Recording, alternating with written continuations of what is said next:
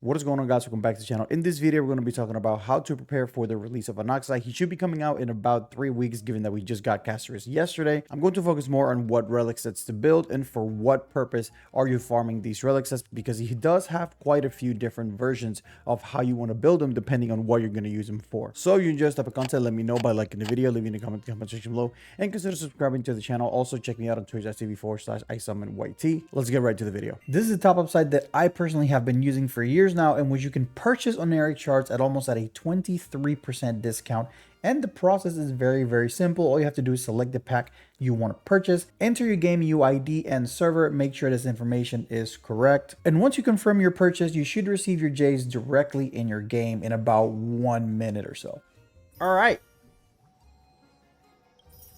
What? It's really that simple, fast and easy. And since HSR is resetting the top-up bonuses for the first time top-up in the anniversary, you actually get twice the reward for the same price and same amount of discount. So click the link in the description, save a lot of money, get twice the amount of Stellar Jades for the HSR anniversary using loopbar.gg. If you go to your menu and press Enter Astral Guide, and you place down here where it says change build target, you can select Anaxa and it'll give you all the materials you need to farm. However, you may notice that it's recommending you to farm the Wind set and the Woodland set, which, to be fair, are very good sets for him, but not for every single team that you may want to run Anaxa in. Essentially, there's two real ways of running Anaxa. Because Anaxa has really good damage multipliers in his double skill, you can run him as a primary main DPS in a scenario like this, where you have a main buffer in Sunday with action, advanced energy, and damage amplification. Then you have a secondary harmony like Robin, which gives you attack amplification. Anaxa, because he doesn't have any attack in his kit, characters like Robin that buff a lot of attack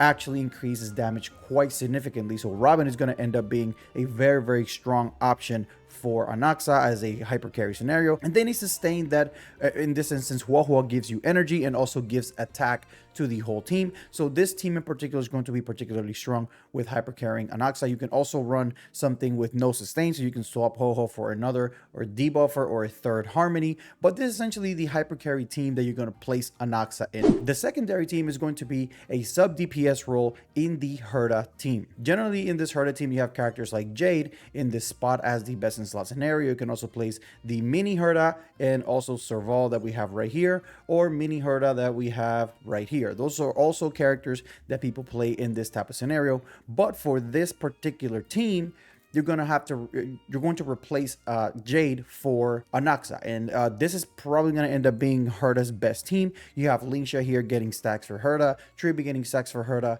and then now you have Anaxa getting stacks for Herda as well, although not as many as Jade. But his damage amplification, his defense reduction with his light cone, his weakness implant, and his damage bonus make the Herda hit like a truck.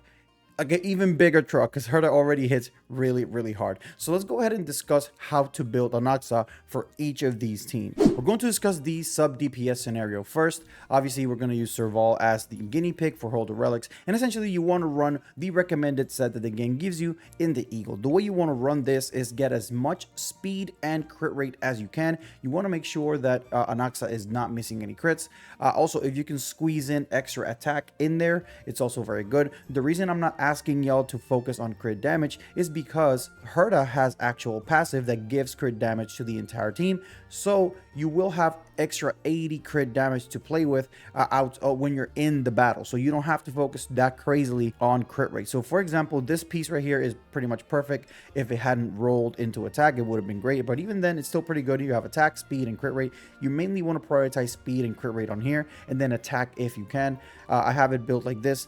You want to really harp in on the speed, because the faster the Anaxa is, the more turns it's going to get. And because you have the Eagle set, you are going to be able to get more actions, which means more stacks for the Herda. So I'm going to go through my relics. Most of them are going to have crit rate and speed, or crit rate and attack if possible, if I don't have one with speed, but mainly I'm focusing on speed. You really want to do speed boots here. The chest, if you already have really strong crit rate on your substats, you could go for a crit damage chest. Is always going to be better if you can afford it, but you want to be as close to 90% crit rate if you can, in order to make that swap. Going to the boots, speed and crit rate. I didn't get one with attack. I don't have any with attack, so this is the best I can do. So this is what we're going to use. Now for the planar sets, he really just has two options. The main one is going to be the Rune Arena because it gives you an extra crit rate, and it also gives you a 20% scale damage bonus, which is very, very good. Another option that you can possibly use is going to be the Space Sealing Station, which also gives you a lot of attack, 12% attack here, and then 24% in total when you reach 120 speed, which you are going to be over 120 speed. Like I said, Anaxa doesn't have any speed at all in his kit, so any attack that Anaxa can get is going to be very, very crucial. Now, I'm obviously not going to use this set. I'm going to use the Broodlin Arena. Now, if you're going for a more supportive set, you could use the Lushaka here for the extra energy regen, although you don't really need it if you're going to go for his light cone, but we're going to discuss that a little bit later. But you can go for a supportive set like Lushaka, or if you build up enough effect res, you could use something like the Broken Keel for a supportive set. But mainly for his own personal damage, is going to be best to use Rudolin Arena and or Space Sealing Station. Talking about the orb itself, it's going to be attacked 99% of the time. I'm going to have a full breakdown of his numbers later on in a different calculation video. I'm just going to recommend you what to farm here so you guys can get a head start. I would recommend to farm for an attack orb because it's almost always going to be better than Wind Orb. I think it's better than Wind Orb in every scenario that we've seen so far. So just go for the attack orb. Now for the rope, it kind of depends. If you are going for Anaxa's light cone, you can get away with an attack rope. If you are not going for his light cone, then you may want to swap over to an energy regen rope, which I have right here. You can have an energy regen rope that has crit rate, speed, or crit rate and attack, and it should be fine. The reason is his light cone gives him a little bit of help with the energy, which means he's not going to be needing the energy regen rope to fire off more ultimates and give Herta more stacks. And essentially the playstyle you want to use with this build for Anaxa is just super fast, or as fast as you possibly can, to get more actions, to get more stacks to the Herta. Now for his main DPS type of build, we're going to use Kyuki here to hold the relics.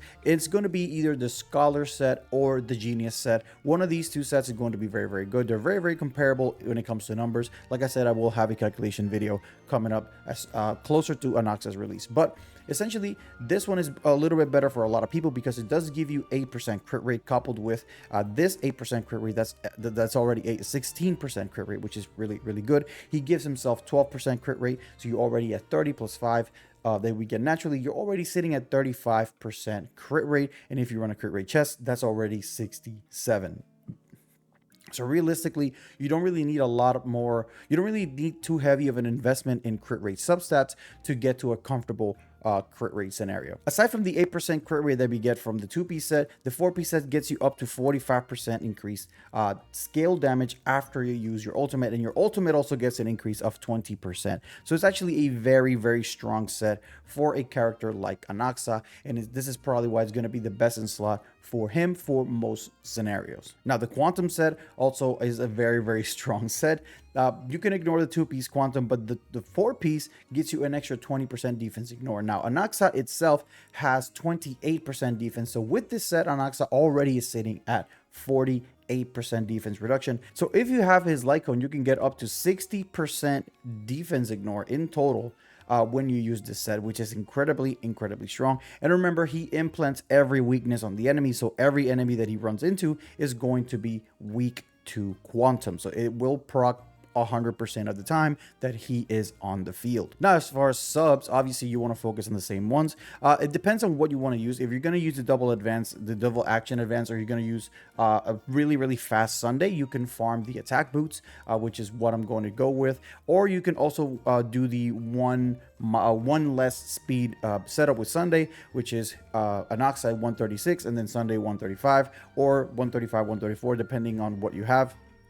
You can also farm a pair of speed boots. It's not going to be that difficult to get him high up there because he's not a slow character. But essentially, you just want to focus crit rate, crit damage, and attack or speed, depending on what build you're going to go with. Now, do you need to farm both sets necessarily for Anaxa? Well, no, because if you have the Herta, Anaxa is going to be an upgrade for the Herta team. And if you don't have a good DPS and you want a good DPS, then you can just farm the one set and you should be completely fine. Well, speaking about light cones, we are getting this brand new 4-star free-to-play light cone that we get from the new event that is time gated. So I really recommend you guys start doing it now if you're pulling for Anaxa. This gives you 16% attack and up to 56% damage dealt, because you are implanting weaknesses. So the more weaknesses the enemies have, the more damage you're going to do to them. But Anaxa implants all of them. So you're going to get a up to 56% damage bonus to that enemy that has all the weaknesses, and 16% attack, which is very, very good for a character like Anaxa. This is a free-to-play option, and it's actually better than the Battle Pass Lycone. So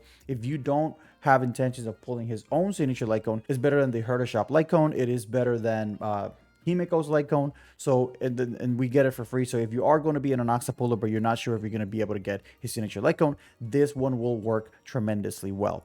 If you're wondering what event this is going to be the Chibi event here. It's called Star Rail World, and you essentially build shops and collect money, and then keep building the shops until you get all the rewards. Essentially, I do want to remind you guys that this event is time gated, so if you get it done in one day, you can lead this farming and let it farm, because it is kind of like an idle event. So get as far as you can on day one, let it farm, and then when you come back, you're gonna have like 1 trillion of these coins, and then you can just buy everything in one go, and that is it. But I recommend you get this event done, because this is gonna be the event that gets you this Lycone. All right, guys, that's gonna be the end of my pre-farm guide for Anaxa. Let me know what you guys think in the comment section below, and until next time, guys, see ya.